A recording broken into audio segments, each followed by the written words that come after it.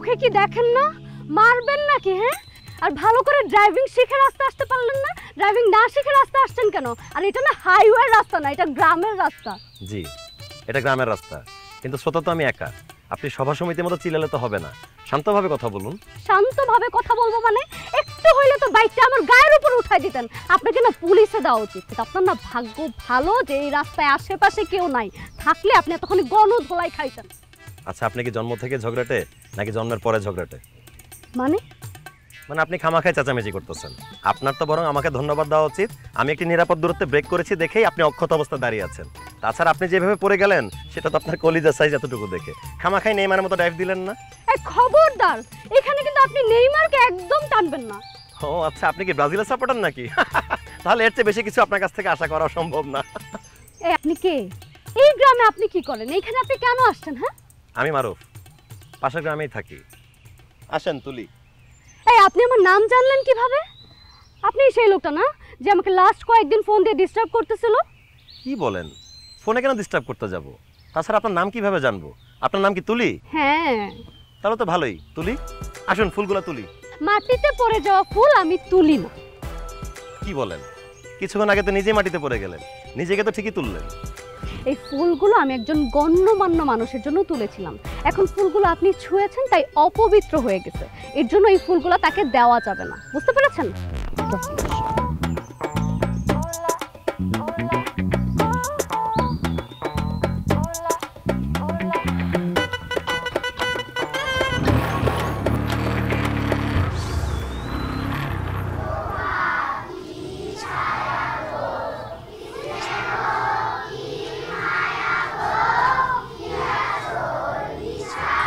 যে আসবো সময় করে চলে আসবো। আর এর মধ্যে আপনি যদি সময় পান তাহলে। মে কামিং স্যার? Yes coming. আচ্ছা, রাখছি। আসসালামু আলাইকুম স্যার। ওয়ালাইকুম সালাম। স্যার, আমি মারুফ, ওই আজকে আমার এখানে জয়েন করার কথা। ও মারু, ওয়েলকাম স্যার। আমাদের স্কুলে তোমাকে স্বাগত। Thank you sir. বাহ, খুব ভালো লাগলো। আচ্ছা, সবার সাথে পরিচয় করিয়ে শিওর দিই। স্যার। উনি হচ্ছেন সুমি ম্যাডাম, আসসালামু আলাইকুম। খুবই কেয়ারিং, ভালো ম্যাডাম। আর উনি হচ্ছেন শুভ স্যার। আসসালামু আলাইকুম। আর উনি হচ্ছেন রনি স্যার, আসসালামু আলাইকুম। বাচ্চাদের কাছে খুবই প্রিয়। চলো তোমাকে ক্লাসটা ঘুরিয়ে দেখাই। Sure sir. এসো, আপনারা কাজ করুন। স্যার, দেখা হবে।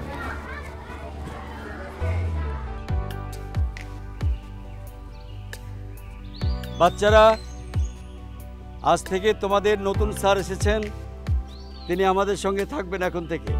মারুফ স্যার, সালাম দাও। ওয়ালাইকুম আসসালাম। এবার তোমরা ক্লাসে চলে যাও।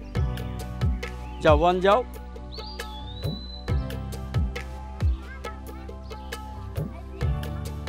আশা করি তোমার ভালো লাগবে স্যার।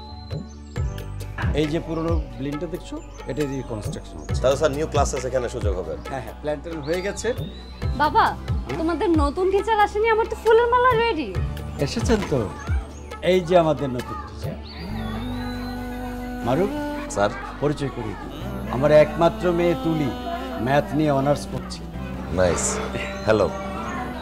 হাই বাবা। তোমাকে বরণ করে নেবে বলে ফুলের মালা গুছিয়ে রেখেছে। এই এই নাও, তোমাকে ফুলের মালা দিয়ে বরণ করে নিলাম। Thank you sir. এবার রুমে ওকে স্যার। আমি তাহলে সেই গণ্যমান্য ব্যক্তি যার জন্য ফুল টোকানো হচ্ছিল, আর আমার ছোঁয়াতেই ফুল হয়ে গেছে অপবিত্র। Nice to see you.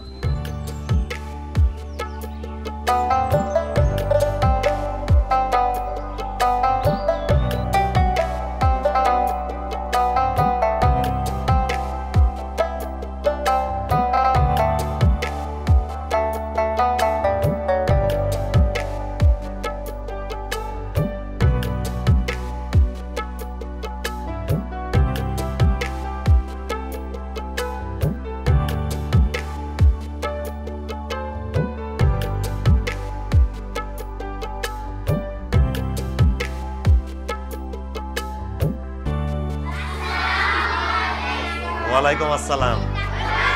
Thank you তোমাদের সবাইকে থ্যাঙ্কস। বসো, তোমরা বসো। Thank you. বসো, তোমরা বসো। কি অবস্থা সবার? তোমরা ভালো আছো? তোমাদের ইংলিশে পড়াশোনা কি অবস্থা? ঠিক আছে, আমি তোমাদের নতুন টিচার। মাই নেম ইজ মারুফ। এখন থেকে আমি তোমাদেরকে ইংলিশ শিখাবো। কিন্তু আমরা নতুনভাবে ইংলিশ শিখবো। আমরা মজা করে এক্সাম্পল দেখবো, আমরা উদাহরণ দেখবো, আমরা ইংলিশে কথা বলার প্র্যাকটিস করবো। ওকে, ঠিক আছে। ক্লাস শুরু করার আগে তোমাদের সাথে পরিচিত হতে চাই, কয়েকজনের সাথে তোমাদের নাম জানতে চাই। তোমার নাম কি? বসো। তোমার নাম কি? শুনতে পাইনি। বসো। তোমার নাম? বসো। তোমার নাম? সামির। Samir, very nice.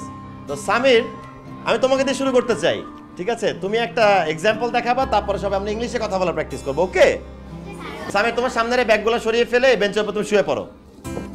সবাই সামির জন্য হাততালি দাও। ফার্স্ট এক্সাম্পল দেখাচ্ছি সামিরকে দিয়ে আমরা। ওকে, শুয়ে পড়ো। হ্যাঁ, একদম ঘুম দিয়ে দাও আরামে, ঠিক আছে? এখন সামির কি করতেছে? তো আমরা ইংলিশে কোশ্চেন করলে বলবো what is he doing? Exactly, Samir is sleeping. Samir, what you are doing? I am sleeping. Sir, ঘুমের মধ্যে তো কথা বলা যায় না। একদম ঠিক বলছো, ওর জন্য একটা হাততালি দাও। বসো বসো, ও ঠিকই বলছে, ঘুমের মধ্যে তো আমরা কথা বলি না, কিন্তু সামির হয়তো স্বপ্নে আছে, স্বপ্নেও ক্লাসমেটদের সাথে ক্লাস করতেছে, এর মধ্যে সে ঘুমাচ্ছে। ঠিক আছে সামির, তোমার ঘুমের টাইম শেষ। You wake up and take your seat. ব্যাগগুলো আগের জায়গায় রেখে দাও, ঠিক আছে? সবাই বই এনেছো? ঠিক আছে।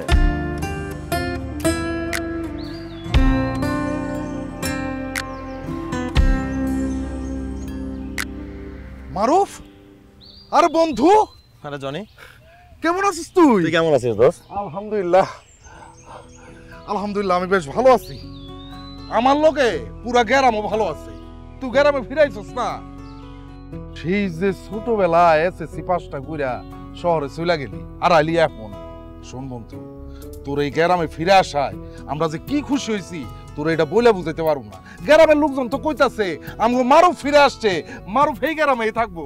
শোন, চায়ের দোকান থেকে পুরো মুদি দোকান পর্যন্ত সবাই এটা নিয়ে আলাপ করতেছে, বুঝতে পারছস? আর গ্রামের মানুষ আমরা কি যে খুশি, কি যে আনন্দিত, তোর বইলা বুঝাইতে পারবো না রে বন্ধু। আচ্ছা যাই হোক, তুই কেমন আছস? গ্রাম কেমন লাগতেছে? শহরের চাইতে অনেক ভালো লাগতেছে না? ভালোই আছি। কি ব্যাপার, তুই ভালো আছি কথাটা এমন ভাবে কইলি, আমার তো মনে হইতেছে তুই ভালো নাই। ঘটনাটা কি? দেখ দোস্ত, গ্রাম আমার আসলে পছন্দ না। তোর মনে কষ্ট লাগতে পারে, কিন্তু এই কথাই সত্যি। আসলে গ্রামে 2-4 দিন থাকার জন্য ঠিক আছে, কিন্তু পার্মানেন্টলি থাকার জন্য একদম ঠিক নাই। আসলে যে যেমন জায়গায় বড় হয় সেই জায়গাটা তার আপন হয়ে যায়। এই যেমন ধর, তোকেই আমি যদি শহরে রেখে দিই, জোর করে আটকে রাখি, তোর বন্দি মনে হবে। শহরে সবকিছু পাওয়া সত্ত্বেও তোর একটু ভালো লাগবে না। আমার অবস্থা হয়েছে সেরকম। কইতাছস কি? আমরা তো ভাবলাম তুই খুশিতে আছস, সরকারি চাকরি পাইছস, খুশি মনে গ্রামে ফিরাইছস। তুই কি জানোস বন্ধু, এরকম একটা সরকারি চাকরি আমগো কাছে একটা সোনার হরিণ। এই চাকরি লাগিয়া অনেক মানুষ লক্ষ লক্ষ টাকা লয়ে বসে রয়েছে, তারপরও পাইতেছে না। তুই তো বেটা এমনি এমনি পেয়ে গেলি গা, যারা বলে মেধায়। না, তোর কথা ঠিক আছে, কিন্তু আমি আসলে প্রাইমারি চাকরিটা করতে চাইনি। আমার আব্বা আমাকে আটকায় দিল, আমাকে বাধ্য করলো এখানে চাকরিটা দিতে। আমি আসলে এখানে পরীক্ষাও দিতে চাইনি। আসলে সে আমাকে বললো যে আরে পরীক্ষা দাও, পরীক্ষা দিলে তো এক্সপেরিয়েন্স হবে, তোমার তো এমন তো না পরীক্ষা দিলেই তোমার যেতে হবে। বিষয়টা হয়েছে অনেকটা এরকম, ওই যে মেয়েদের বাবা মা পাত্রকে দেখানোর সময় যেরকম বলে যে পাত্রকে দেখলেই তো তার সাথে বিয়ে হয়ে যাবে না, কিন্তু ওই যে একবার দেখা হয় বিয়েটাও হয়ে যায়। আমার অবস্থা হয়েছে ওরকম। আরে যেমনি হোক তেমনি হোক, সরকারি চাকরি তো হয়েছে, এখন বৈশা বৈশা খালি বেতন তুলবি। বেতন তুলবো। শুন দোস্ত, আমি একটা টিউশনি করা কয় টাকা পাইতাম তুই জানিস? কত? এই প্রাইমারি চাকরিতে একটা মাসে যত টাকা পাবো তার চেয়ে অনেক বেশি। বলিস কি? টাকা পয়সা আসলে কোনো বিষয় না, কিন্তু শহর থেকে গ্রামে চলে আসাটা আমি কোনোভাবেই মানতে পারতেছি না। আচ্ছা বুঝলাম, কিন্তু আমি তো এইটা বুঝতেছি না, চাচা জান তোরে এত জোর কইরা গ্রামে পাঠাইলো কেন? আরে ভার্সিটিতে পড়ার সময় রাজনীতিতে জড়াই গেছিলাম, তো রাজনীতি করলে যা হয় আর কি। 2-3 দিন থানা পুলিশ হয়েছে, আব্বা খুব বিরক্ত হয়ে গেল, বললো আমাকে শহরে থাকতে দিবে না, গ্রামে চলে যেতে হবে। আব্বাকে আমি কোনোভাবেই বুঝাইতে পারলাম না যে আমি রাজনীতির সাথে আর জড়িত নাই, আমি ছেড়ে দিচ্ছি। কিন্তু তুই যে বেতনের কথা কইলি, যে হিসাব দিলি, এই টাকাটা তো তোর হাত খরচ চলবো না। আব্বার একটাই কথা, শহরে থাকা যাবে না, তার যা সহায় সম্পত্তি আছে আর আমার এই প্রাইমারি চাকরি করে যা আসবে সেটা দিয়ে আমার পুরো জীবন পার করতে হবে। আরে তাইলে তো হইলো, যেমনে হোক তেমনে হোক তুই আমাগো গ্রামের primary master. Primary master. Samir, আসসালামু আলাইকুম ম্যাডাম। চলো পড়তে বসবে। ম্যাডাম, আমি একটু সাইকেলটা চালিয়ে আসি, এরপর পড়তে বসি। আগে পড়াশোনা, তারপরে সাইকেল চালানো। চলো, প্রথমে পড়াশোনা করবে, তারপরে সাইকেল চালাবে। রাখো।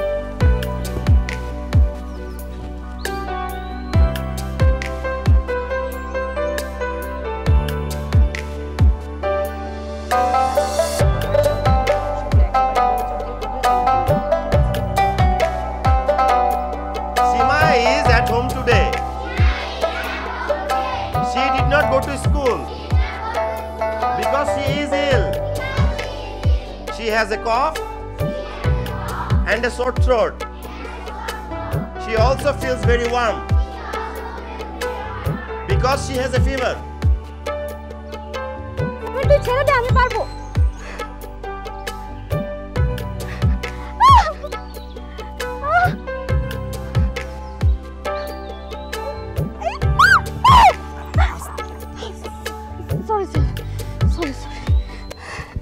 সরি, আমি নতুন চালানো শিখেছি তো, তাই সামলাতে পারি নাই। আপনি তো এখন বলবেন আমি চোখে দেখতে পাই না কিনা, ভালোভাবে চালানো না শিখে কেন রাস্তায় উঠে গেছি, আর অনেক কিছু বলবেন, তাই না? না না, এমন কিছু বলবো না। তো সাইকেল চালানো শেখা কবে থেকে শুরু করলেন? আজকে থেকেই। গুড, চালানো শিখছেন, খুব ভালো কথা। কিন্তু রাস্তায় কেন চালাচ্ছেন? মাঠে শিখতেন, তাহলে পড়ে গেলে ব্যথা পাবেন না। তাছাড়া আজকে ছুটির দিন ছিল, নিরিবিলি ছিল।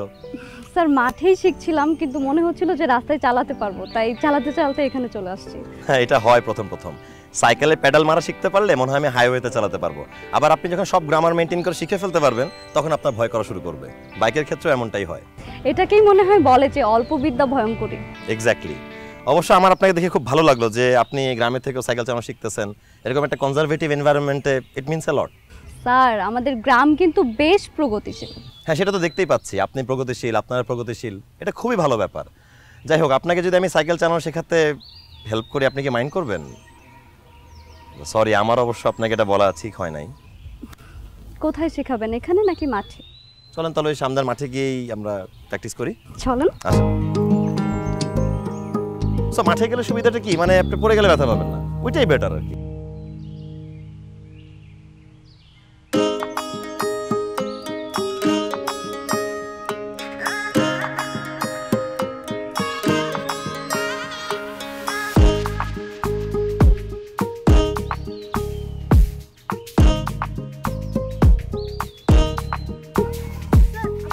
ওয়ালাইকুম আসসালাম। আপু, তুই আমার সাইকেল ফেলে দিয়েছিস কেন? তোর সাইকেল মানে? আমি যদি বাবাকে না বলতাম, তোকে তো এই সাইকেল কিনেই দিত না। তুই সাইকেল চালানোর নাম নিয়ে এই সাইকেল নিয়ে 100 বার পড়বি, আমার সাইকেলটা ব্যথা পাবে। দেখেছেন স্যার, সাইকেল নিয়ে পরে আমি ব্যথা পাবো কিনা এটা নিয়ে ওর কোনো মাথা ব্যথা নাই, ওর সাইকেল ব্যথা পাবে। আসছে। আচ্ছা সামির, তোমার সাইকেল আর পড়ে যাবে না, ব্যথা পাবে না, আমি কথা দিচ্ছি। তোমার আপুকে আমি সাইকেল চালানো শেখাবো, ঠিক আছে?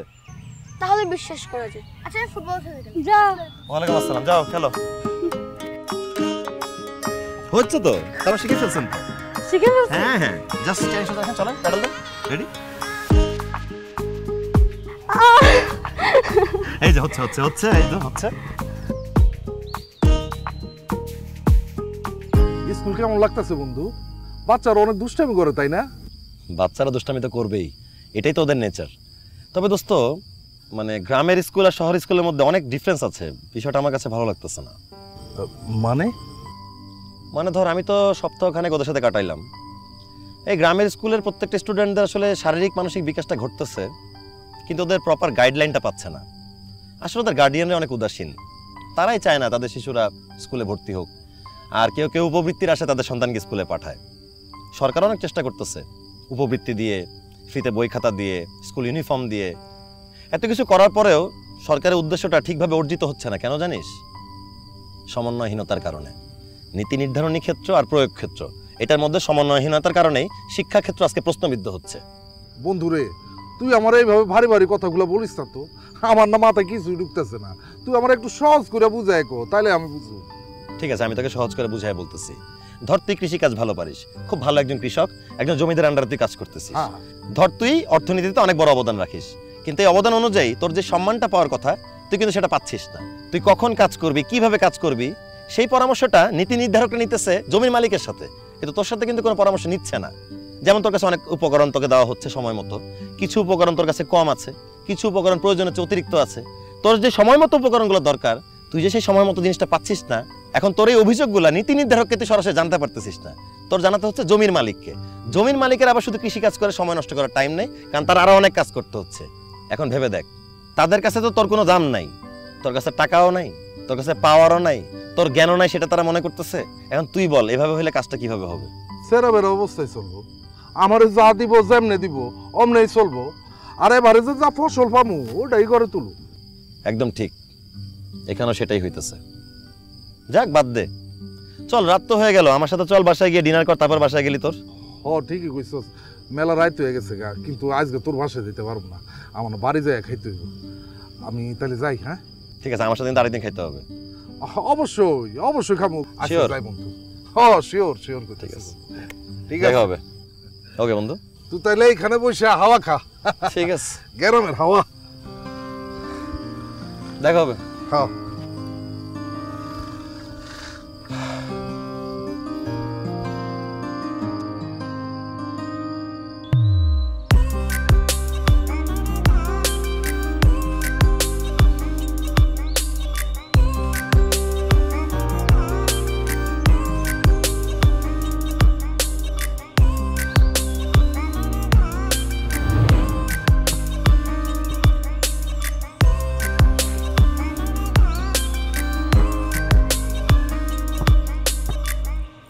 কে মারছো বলটা? কিক?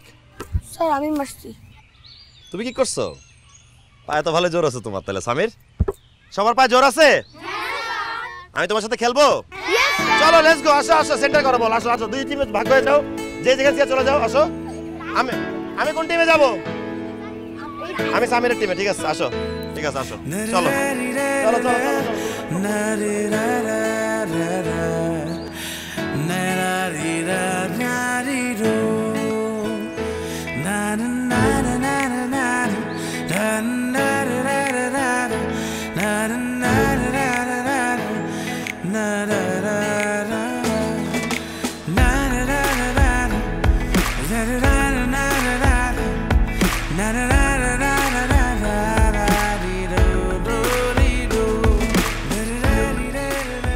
স্যার, আমি আসলে জোবেদাপাকে আসতে বলেছিলাম। রবিন খুবই ট্যালেন্টেড ছেলে স্যার, খুবই মেধাবী ছেলে, তো ক্লাসে আসলে সবসময় অ্যাবসেন্ট থাকতেছে। একটা ছাত্র যখন 2-3 দিন অ্যাবসেন্ট থাকে, পড়াশোনা মেকআপ করায় ফেলা সম্ভব হয়, কিন্তু রবিন তো 6-7 দিন অ্যাবসেন্ট থাকছে। সো পরবর্তীতে সে ব্যাটসম্যানদের সাথে আসলে কানেক্ট করতে পারে না। এই একটা সমস্যার কারণে তাদেরকে ডেকে আনা আসলে স্যার। আমরা গরিব মানুষ স্যার, পোলাডারি দিয়ে সুবারি পারাই। ওর বাপে অসুস্থ, ওর বাপের প্রতি মাসে 4000 টাকার ওষুধই লাগে স্যার। মানুষের বাড়ি কাম কইরা একলা পারি না, তাই মানুষের সুবারি গাছে গাছ বাওয়াই, এতে ওর বাপের ওষুধের ফসলে তুইটা যায়। কিন্তু ছোট একটা মানুষ, এই গাছ বাওয়ার কষ্টটা তো অনেক ঝুঁকিপূর্ণ কাজ। স্যার আমগো পুরা জীবনটাই একটা ঝুঁকিপূর্ণ, বাইসে আছে যে এটাই তো বেশি। আসলে জোবেদা আপা, আমি কথাটা বলছিলাম কারণ রবিন খুবই মেধাবী ছেলে, ও অবশ্যই বড় হয়ে ভবিষ্যৎ উজ্জ্বল করে আপনাদের সুখের সময় নিয়ে আসতে পারবে। এখন খামু কি স্যার? আসলে হয়েছে কি মারুফ, ওরা খুবই নিডি ফ্যামিলি, অনেক কষ্ট করে দিন পার করে। আর আমি মাঝে মধ্যে ওদের কিছুটা সাহায্য করার চেষ্টা করি, কিন্তু আমি যেটা সাহায্য করি ওদের প্রয়োজনের তুলনায় সেটা খুবই কম। তাছাড়া ওরা কাজ টাজ না করে কোনো টাকা পয়সা নেয় না। বুঝতে পারছি স্যার। জোবেদা আপা, আপনি এখন থেকে রবিনকে সবসময় স্কুল আসতে দিবেন, ও যেন অ্যাবসেন্ট না থাকে। রবিন প্রতি মাসে যত টাকা ইনকাম করে আপনাকে দেয়, আমি আপনাকে দিচ্ছি। আমার কাছে কিছু টাকা আছে, আমি আপনাকে 4000 টাকা এখনই দিচ্ছি, এটা আপনি রাখেন এবং আপনি কথা দেন আমাকে রবিন সবসময় স্কুলে আসবে। কিন্তু স্যার। কোনো কিন্তু বলে না তো জোবেদা আপা, আপনার ছেলে মেধাবী, আমার বিশ্বাস রবিন বড় হয়ে ভালো একটা ভবিষ্যৎ পাবে, ও ভালো টাকা আর্ন করতে পারবে, তখন আমাকে ডাবল টাকা ফেরত দিয়ে দেন, ঠিক আছে? তাইলে আমি খুশি। কি পারবা না চাকরি করে মাকে ভালো রাখতে? এই তো। না না না, কোনো সালাম করতে হবে না, ঠিক আছে? তুমি স্কুলে আসবে সবসময়। মারুফ স্যার, তুমি যেদিন জয়েন করেছো সেদিনই কিন্তু আমাদের সঙ্গে তোমার খাওয়ার কথা ছিল, কিন্তু তোমার আন্টি অসুস্থ থাকার কারণে আয়োজনটা করা হয়নি। স্যার কোনো সমস্যা নেই, দাওয়াত তো দিছেনি, আপনার বাসায় বসে সুস্বাদু খাবার তো খেতে পারতেছি। ঠিক আছে, খাও। আন্টি চিকেন তো দিছেনি, আন না। চিকেন খাও না তুমি? তো আগে জানলে তো বিফ আনতাম আমি। না স্যার, আমি আসলে মাংসটা একটু কম খাই, আর রেড মিটটা অ্যাভয়েড করি, হেলদি আর না তো স্বাস্থ্যের জন্য ক্ষতিকর হয়ে যায় আর কি। আরে খাও খাও, এই মাংসটা কে রান্না করেছে জানো? আমার মেয়ে তুলি। তুলি, তুমি রান্না করছো? বাহ, তোমার রান্না তো বেশ মজার। কি করে শিখলে? না, চিকেনটা সত্যিই খুব মজা হয়েছে। তুলি রান্নার হাত অনেক ভালো স্যার। যাক শোনো, এইটাতেই ভালো বলছো। চিংড়ি মালাইকারি যদি খেতে তার হাতে, তাহলে তো তুমি হাত চাটতেই থাকতে। স্যার আপনি তো ভালো বুদ্ধি দিলেন। নেক্সট টাইম আমরা দাওয়াত খেতে আসবো এবং চিংড়ি মালাইকারি খাবো তুলির হাতের। ঠিক আছে। রনি, তুমি যে খালি খেয়ে যাচ্ছ, কিছু বলছো না? স্যার আমি আসলে কথা বলে সময় নষ্ট করতে চাচ্ছি না স্যার, এই জন্য আপনার বাসা আসি না, পেট ভরে খাবো স্যার। আচ্ছা খাও খাও, দাও দাও তুলির মা, রনিকে দাও।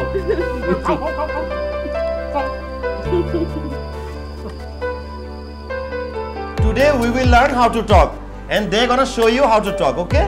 Okay, তুমি সীমা, তুমি নাসরিন, right? ঠিক আছে, okay, start. Sima, what are you doing? Nasrin, I am putting some chocolate on my ice cream. Ice cream is delicious with chocolate. Okay, ice cream is delicious with chocolate. Delicious মানে কি জানো তোমরা? সুস্বাদু মানে yummy, হ্যাঁ? সুস্বাদু synonym কি? না না, সুস্বাদু সিনোনিম টেস্টি। টেস্টি আর সুস্বাদু বলে, ঠিক আছে? এবার সীমা বলো।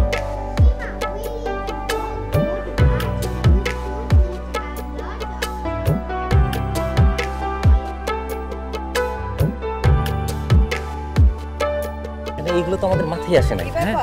রনি স্যার, শুভ স্যার, আপনারা তো স্কুল ছুটি হওয়ার সাথে সাথে বের হলেন, তো এখন অবধি এখানে দাঁড়িয়ে কি করছেন? না মানে হয়েছে কি, ওই যে মারুফ স্যার যেভাবে বাচ্চাদেরকে কনভারসেশন করে মানে দুটো বাচ্চাকে মুখোমুখি করে পড়িয়েছে, এই লিসন প্ল্যানটা আমার কাছে অনেক ভালো লেগেছে। তাই আমিও ভাবছি এরকম এক লেসন প্ল্যান তৈরি করব, এতে কিন্তু বাচ্চারা অনেক খুশি হবে। আমিও তো তাই ভাবছি, মানে মারুফ স্যার বাচ্চাদের যত সুন্দর করে পড়ালো, মানে আমার দেখে খুবই ভালো লেগেছে। মানে আমিও এখন থেকে ভাবছি আমিও বাচ্চাদের এইভাবেই পড়াবো। আপনি কি বলেন, বিষয়টা ভালো হবে না? সেটা তো অবশ্যই। হ্যাঁ হ্যাঁ, ও এমন একটা ভালো ছেলে, ওকে নিয়ে তো আমার গর্ব হয়। কি যোগ্যতা সম্পন্ন একটা ছেলে, অথচ দেখবে ওর মনের ভেতরে কোনো অহংকার নেই।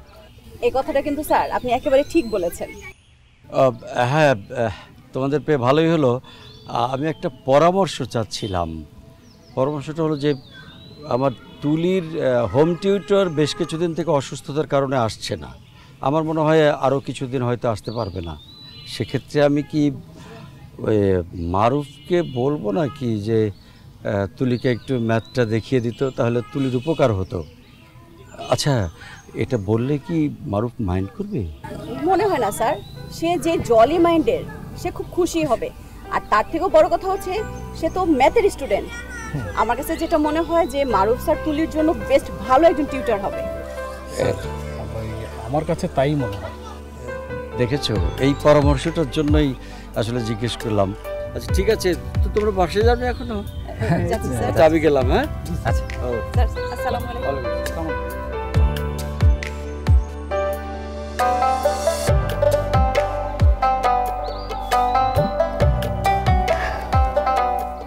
কি ব্যাপার, কোন দিকে যাচ্ছেন? আমি তো আপনার বাড়িতে যাচ্ছিলাম। জি, আপনার তো 10টায় আসার কথা ছিল, লেট হয়ে গেল যে। লেট হয়ে গেল দেখে কি আপনি আমাকে এগিয়ে নিতে চলে আসলেন নাকি? Just kidding. আসলে আমার বন্ধুর সাথে দেখা হয়ে গিয়েছিল, ওর সাথে আড্ডা মারতে গিয়ে একটু দেরি হয়ে গেছে। আচ্ছা, আমার বাবা আমাকে ম্যাথ পড়ানোর কথা বলে আপনাকে বিপদে ফেলে দিল নাকি? আরে না না, আই লাভ ম্যাথ। বরং আমার তো এটা ভেবে ভালো লাগছে যে এতদিন পর ম্যাথ চর্চা করার সুযোগ পেলাম। শুধু কি এটা ভেবেই ভালো লাগছে নাকি? জাস্ট কিডিং, গ্রামের মেয়েরাও কিন্তু ফ্লার্টিং করতে পারে। Smart lady. কিছু বললেন? না না, কিছু না। চলুন কথা বলতে বলতে আপনার বাড়ির দিকে কোনো যাক। প্লিজ আসুন। তো আপনার তো রেজাল্টটা ভালো, মাস্টার্স কোথায় করবেন? ঢাকায় মাস্টার্স করলেই তো পারেন। আমার কলেজটাও তো ভালো, আমি ভাবছি এখানেই করব। তারপর ঢাকা তো ঢাকাই। আপনার কি গ্রাম ভালো লাগছে না? না, খারাপও লাগছে না, তবে খুব ভালো লাগার মতো কিছু নেই। গ্রামে আসলে অনেক সমস্যা আছে। আপনি চাইলে হাতের কাছে সবকিছু পাবেন না, আপনার সময় মতো অপেক্ষা করতে হবে। তারপরে ঢাকার মতো যোগাযোগ ব্যবস্থাটা আপনার নাই। তারপর বৃষ্টি হলে এখানে লোডশেডিং এর একটা সমস্যা আছে, অনেক রকম সমস্যা আছে। আপনি যে যতগুলো সমস্যার কথা বললেন, এই সবগুলো সমস্যা ঢাকার জ্যাম আর ধুলাবালির তুলনায় একদমই নগণ্য। এগুলো বুকিশ কথাবার্তা, এগুলো মানুষ এমনিই বলে। ঢাকাতে অনেক পস্ট লাইফ লিড করা যায়, অনেক ভালো একটা জীবনযাপন করা যায়। আমার যতগুলো বন্ধু আছে বেশিরভাগই বিদেশে সেটেল অথবা ঢাকায় বড় বড় কোম্পানিতে জব করছে। সো ক্যারিয়ারে যদি আপনি তাদেরকে 100 মার্কস দেন, আমাকে দিতে হবে 10 মার্কস। আমি তো তাছাড়া কাউকে বলিই নাই যে আমি প্রাইমারিতে জয়েন করেছি। এখানে এত কম বেতন যে। সব কিছু কি আসলেই টাকা দিয়ে মূল্যায়ন করা যায়? কিন্তু সমাজে সবকিছু তো মানুষ টাকা দিয়ে মূল্যায়ন করছে, তাই না? খুব ভুল হচ্ছে। শিক্ষকতা খুব মহান একটা পেশা, মানে এটাকে আপনি টাকা দিয়ে কেন মূল্যায়ন করবেন বলেন? আপনি একজন শিশুকে জ্ঞান প্রদান করছেন, এটা তো খুব গুরু একটা দায়িত্ব। এই দায়িত্বটা আগেকার দিনে মনীষীরা পালন করত। ভাবেন তো, আগেকার মনীষীরা যদি এটা টাকার বিনিময়ে করতো তাহলে তো মানব জাতি মানে বিকাশ সাধনই হতো না। বাহ, দারুণ কঠিন কথা বললেন। আপনার তো আসলে ফিলোসফি নিয়ে পড়াশোনা করা উচিত। ধুর, একদম কথা ঘোরাবেন না বলে দিচ্ছি। না না, কথা ঘোরাচ্ছি না, আমি আপনার কথার সাথে একমত। কিন্তু ভেবে দেখেন, শিক্ষকদের কেন এত কষ্ট করতে হবে? কেন এই তৃতীয় শ্রেণী কর্মচারীর মতো থাকতে হবে? কেন এত অল্প বেতনে কাজ করতে হবে? কেন অর্থ উপার্জনের আরেকটা উপায় বের করতে হবে? আমি আমার কথা বলছি না। আমার বাবা আমার জন্য যথেষ্ট সম্পদ রেখে গেছেন, আমার জীবন ভালোই চলবে। কিন্তু আমি আসলে চিন্তিত শিক্ষক সমাজকে নিয়ে। পুরো প্রাইমারি সেক্টরে না, এই শিক্ষকতা পেশার সমস্ত জায়গাতেই একই অবস্থা, সবাই অবহেলিত। সরি তুলি, আমি আসলে আপনার সাথে এই বিষয়ে কথা বলে ফেললাম। কি করব, মানে মন চাইলো তাই আপনার সাথে আমি শেয়ার করলাম। ইটস ওকে, আমি আপনার মনের কথাগুলো একদম মন দিয়ে শুনেছি। Thank you. চলেন বাড়ির দিকে যাই। হ্যাঁ চল। আমরা তো বারবার থেমে থেমে কথা বলা শুরু করতেছি। চলো।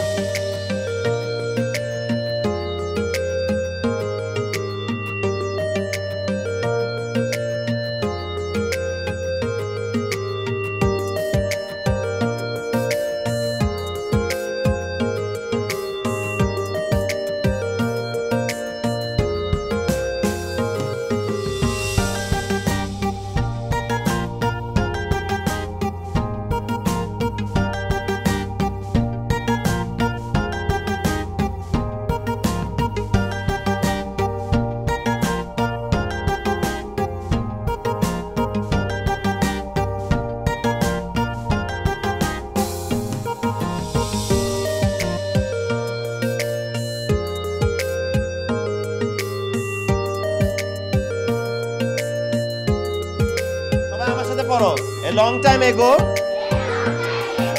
when Raju was in class 5, there was a fire in his school. Everyone was very afraid.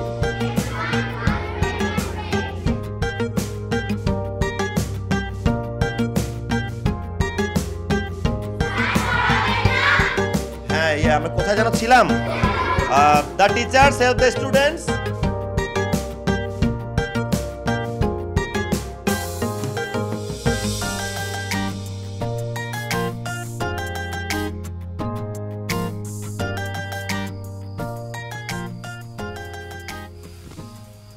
কি কিছু বলবা? না মানে বলছিলাম কি, এমন কিছু করিস না যাতে তোর বাবার মুখে চুনকালি পড়ে। তোমাকে কি কেউ কিছু বলছে? তুই আমার মাথায় হাত দিয়ে বলতো, তুই মাস্টার ছেলেটাকে ভালোবাসিস না? কি হলো, ভালোবাসিস তাই না? তোর বাবা তোকে বিয়ে দেওয়ার জন্য বিসিএস ক্যাডার ছেলে দেখছে। সে কোনোদিন ওই প্রাইমারি স্কুলের টিচারের সাথে বিয়ে দেবে না। শুনলে তোকে কেটে নদীতে ভাসিয়ে দেবে, সাথে আমাকেও।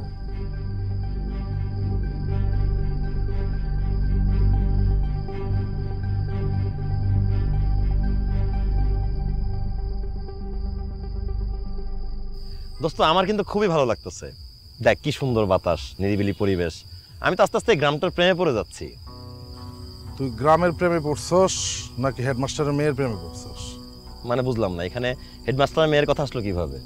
তোরা আমি যেই প্রশ্নটা করছি এটা সিধা সিধা উত্তর দে। দূর, কি যে বলিস তুই যে তুলিরে নিয়া নানা জায়গায় ঘুরা বেড়াস, গ্রামের অনেক মানুষেরই নজরে পড়ছে এটা। আর অনেকেই এই বিষয়টা নিয়ে তোকে দুজনের নিয়ে আলোচনা করতেছে। আলোচনা করতেছে তাই নাকি? ফানি তো। তার মানে ঘটনা সত্য? আরে তেমন কিছু না, ওর টিউটর নাই, আমি ওকে ম্যাথ করাই, একটু গল্প গুজব করি এই আর কি, বিশেষ কিছু না। বিশেষ কিছু না হলেই ভালো। কেন? বিশেষ কিছু হলে কি এমন খারাপ হয়ে যাবে? আমাদের মধ্যে যদি বিশেষ কিছু হয়েও যায় তাহলে সমস্যা কি? সমস্যা আছে, কারণ এটা গ্রাম, শহর না। এইখানে প্রেম ভালোবাসা একসাথে চলাফেরা করা কেউ ভালোভাবে মাইনা নেয় না। কি বলিস? পৃথিবীর যত বড় বড় প্রেম সব তো গ্রাম থেকেই শুরু। আরে ভাইরে তুই বুঝতেছস না কেন? হেডমাস্টার তোকে সম্পর্ক কথা জীবনে কোনোদিন মাইনা নিব না। সে তার মেয়ের জন্য পাত্র হিসেবে খুঁজে বিসিএস ক্যাডার, ডাক্তার, ইঞ্জিনিয়ার। সে কোনোদিনও একটা প্রাইমারি মাস্টারের লগে তার মেয়ের বিয়ে দেব না। কেন? আমি পাত্র হিসেবে খারাপ কি? আরে উনিও তো একজন প্রাইমারি মাস্টার। এই জন্যই তো, কারণ উনি খুব ভালো করেই জানে একজন প্রাইমারি স্কুলের মাস্টার কত টাকা বেতন পায়। তার হাতে যে অতিরিক্ত কোনো টাকা থাকে না, তার হাতে যে কোনো পাওয়ার থাকে না, দিনে আনে দিনে খায়। শুধু একটাই সম্মানের ব্যাপার, পোলাপাইন দেখলে সালাম দেয়, এই যা, আর তো কিছু না। বাইরে আমি বন্ধু হিসাবে তোর কাছে হাত জোর করে রিকোয়েস্ট করতেছি, তুই তুলির পিছনে ঘুরে সময়টা নষ্ট করিস না। খামাখা পরে ভেজাল বাঁচবো। আমি যা কইছি এটা কিন্তু মাথায় রাখিস।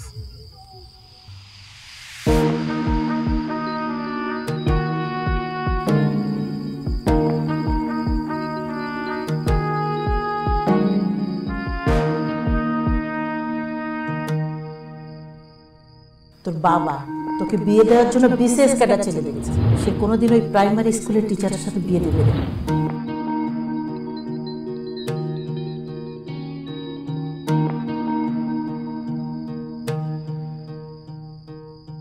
আসসালামু আলাইকুম স্যার। ওয়ালাইকুম সালাম। স্যার কি শরীরটা খারাপ? না। কোথায় যাচ্ছেন স্যার? শিক্ষা অফিসে। স্যার সাবধানে যাবেন। আরেকটা কথা স্যার, ওই আজকে বিকালে আমি একটু বাজার করতে যাব, তুলিকা পড়াতে আসতে পারবো না, আগামীকাল আসবো না। শোনো, তোমাকে আর পড়াতে যেতে হবে না, তুলির জন্য আমি নতুন মাস্টার রেখেছি। ধন্যবাদ তোমাকে।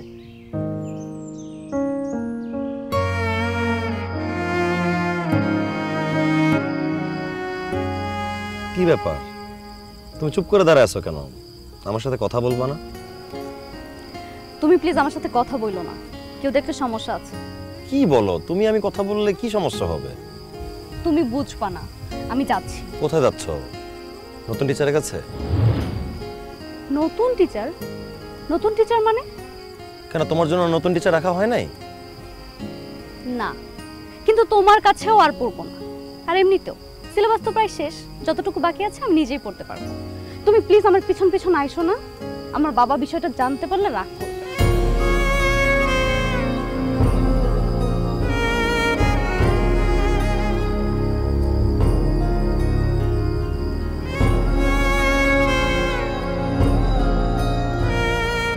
স্যার আপনার কাছে একটা কথা জানার ছিল।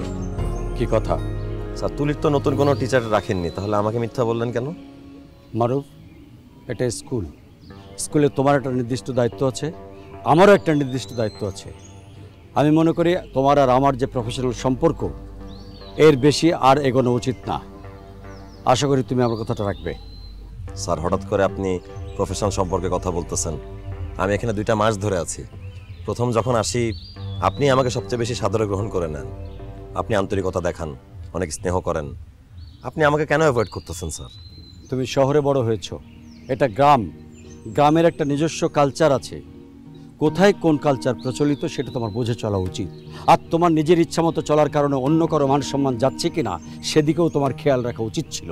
স্যার আমি তো তুলির টিচারের ব্যাপারে কথা বললাম, আপনি তো অন্য বিষয়ে কথা বলতেছেন। বিষয় ওই একই। আমি চাই না তুমি আমার মেয়ের ব্যাপারে আর কখনো কোনো কথা বলো বা তার কোনো বিষয়ে তুমি মাথা ঘামাও। আমি তুলিকে নিষেধ করে দিয়েছি তোমার সঙ্গে কোনো যোগাযোগ না রাখতে, তুমি আর যোগাযোগ রাখবে না। কি বলেন স্যার? আমি তো আরো ভাবলাম বাবাকে বলে বাসায় প্রস্তাব পাঠাবো। আমি তুলিকে অনেক পছন্দ করি, আমি ওকেই বিয়ে করতে চাই। মারুফ, এটা কিন্তু তোমার খুব বেশি বাড়াবাড়ি হচ্ছে। স্যার বাড়াবাড়ি কি করলাম? আপনি তো আমার বাবা মাকে চেনেন, তারা তো ভালো ফ্যামিলি। আর আমিও ঢাকা থেকে গ্র্যাজুয়েট করা স্যার, এখানেও চাকরি তো করতেছি। শোনো, তুলি আমার একমাত্র মেয়ে, আমি ওকে গভর্নমেন্ট ফার্স্ট ক্লাস অফিসারের হাতে তুলে দেবো, এটা আমার আশা। সেরকম ছেলে আমি খুঁজছি। আশা করি তুমি আমার মেয়ের দিকে আর একদম এগোবে না, প্লিজ।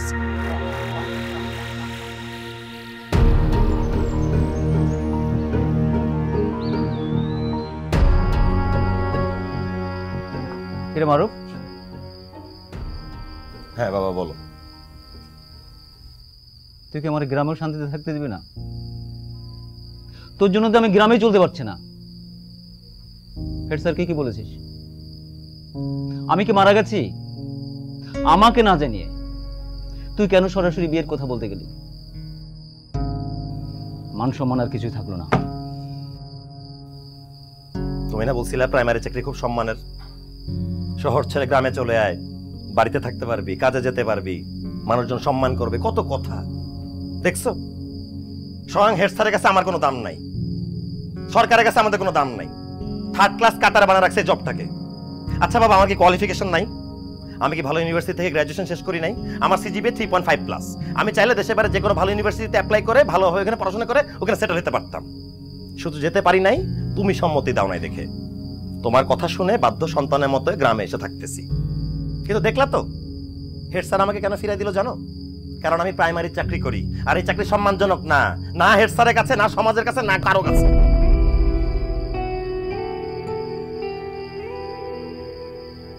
রাগ করিস না বাবা, এর চেয়ে আরো ভালো মেয়ে, আরো সুন্দর মেয়ে আমি তোর জন্য এনে দেব। তুই মন খারাপ করিস না। বিষয়টা বুঝতে পারতেছো না বাবা? আমি বুঝতে পারছি, তুই একটু শান্ত, আমি সব বুঝতে পারছি।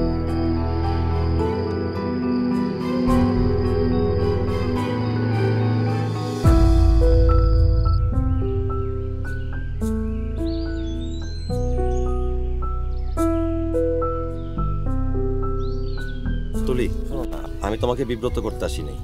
আমি তোমাকে একটা প্রশ্ন করতে চাই, এন্ড ইটস ভেরি আর্জেন্ট। তুমি কি আমাকে পছন্দ করো? তোমার বাবা তো রাজি না। তুমি যদি রাজি থাকো, আমি তোমার বাবার সাথে ফাইট করতে রাজি আছি। দেখুন স্যার, এই বিষয়টা নিয়ে এমনিতেই বাড়িতে অনেক অশান্তি চলতেছে। আপনি দয়া করে এই বিষয়টাকে আর বাড়াবেন না প্লিজ। এটা তো আমার প্রশ্ন না, তুমি আমাকে পছন্দ করো কিনা সেটা বলো। তুমি তোমার বাবার দিকটাই দেখতেছো, তোমার বাসার দিকটাই দেখতেছো। আমি যে অশান্তিতে আছি সেটা দেখবা না?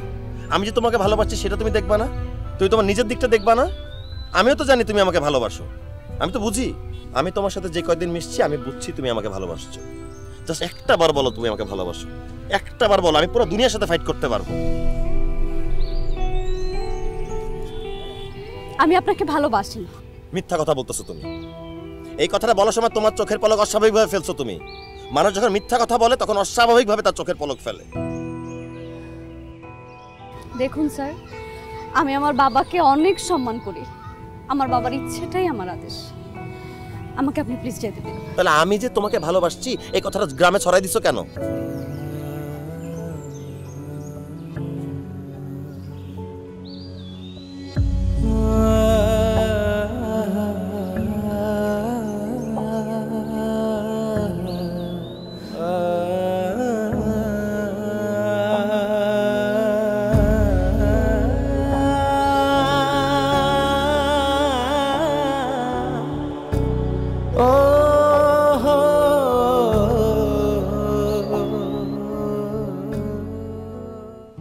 এসো এসো।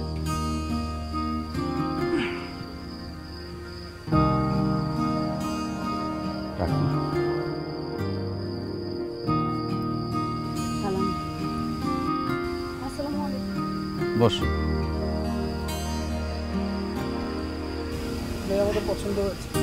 আলহামদুলিল্লাহ, তাহলে তো আমরা বিয়ের কথাবার্তা আলাপ করতে পারি নাকি?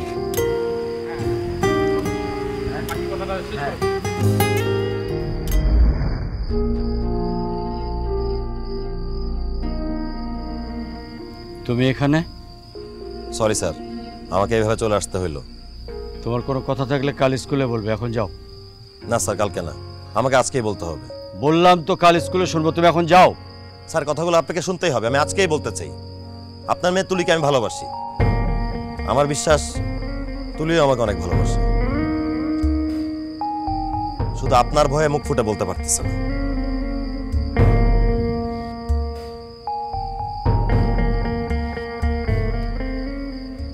আমার জয়েনিং লেটার স্যার, একটা ব্যাংকের সিনিয়র অফিসার পোস্টের আর একটা সাব রেজিস্টার অফিসার পোস্টের। 1 সপ্তাহ আগে আসছে লেটারগুলো। আমারও ইচ্ছা আছে জয়েন করার। স্যার, আমি আমার জবটা সুইচ করে এই দুইটার যে কোনো একটা জবে যদি ঢুকি তাহলে আপনার মেয়েকে পাবো, তাই না স্যার? স্যার, আমার মা বাবার পরে কেউ যদি আমাকে এখানে বেশি ভালোবেসে থাকে তাহলে সেটা আপনি। আপনি আমাকে সবসময় স্নেহ করছেন, আমাকে গাইড করছেন, আপনি আমার নামে সুনাম করছেন, আমার সামনে আমার পেছনে সবসময় গর্ব করে বলছেন আমি আপনার ছেলে সন্তানের মতো। স্যার, আমি আপনার ছেলে সন্তানের মতোই যদি হই এবং আপনার সন্তানকে ভালোবেসেই ফেলি তাহলে আপনি কেন মানতে পারতেছেন না স্যার?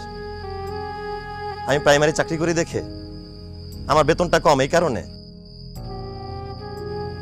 আমার চাকরিটা থার্ড ক্লাস কাতারের এই কারণে স্যার?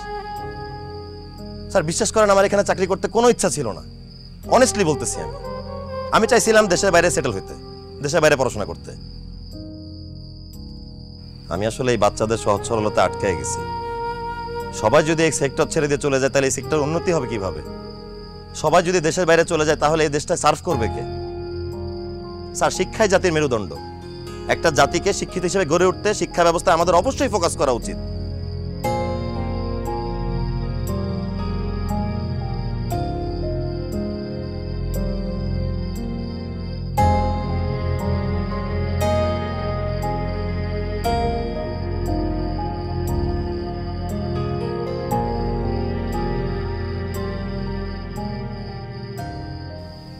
সরি মারুফ, তুমি আমার চোখ খুলে দিয়েছো। স্যার, আমি যদি জবটা সুইচ না করে এই প্রাইমারি চাকরি করি, তুলিকা কি আমার কাছে দিবেন না? আর লজ্জা দিও না বাবা। তোমার বাবাকে আসতে বলো, তোমাদের বিয়ের ব্যাপারে আমরা কথা বলবো। এসো।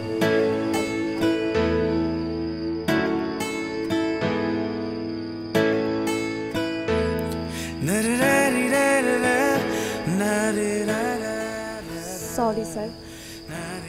সরি না, লাভ ইউ টু শুনতেছি। আমি যাচ্ছি। আমি তোমাকে খুব ভালোবাসি, যেও না প্লিজ। আরে বাবাকে ডাকতে যাচ্ছি, প্রস্তাব দিতে হবে না তোমার বাসায়?